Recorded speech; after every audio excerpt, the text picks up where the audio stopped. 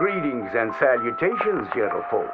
This here's the story about a young couple from the village of Annisburg that was courting a few years after the Revolutionary War. Courting in the woods, as you know young people are wont to do.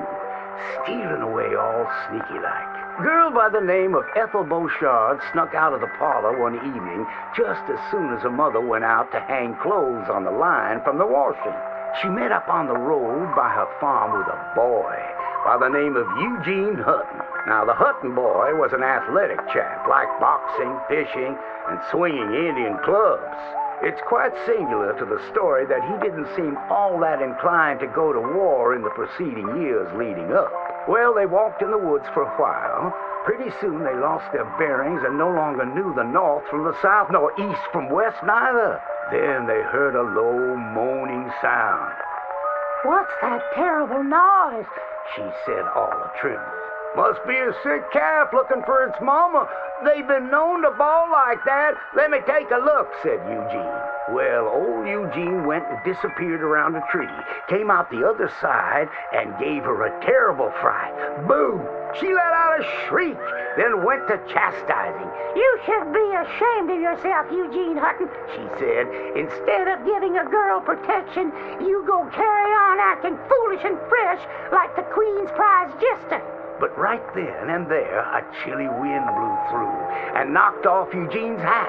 "I need to get back home. My mama has a terrible temper. She's like to stomp up and down if she finds out we're missing." She is a fair, stout woman, Eugene noted.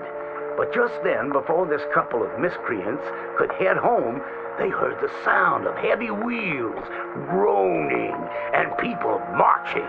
The cacophony grew closer and closer, and through the fog they could make out the shapes of ghost horses pulling spectral cannons, and dead soldiers marching as if their graves could no longer contain them, each wearing a vile red coat.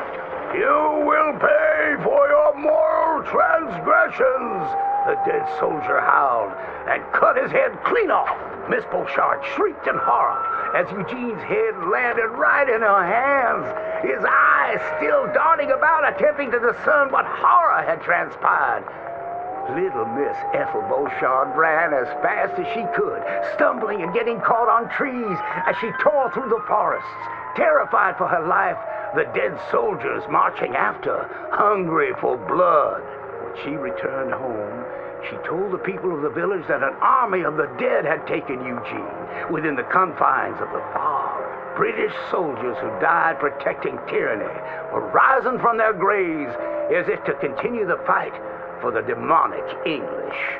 The townspeople erupted in fright and dismay until one daughter came forth and accused her of witchcraft.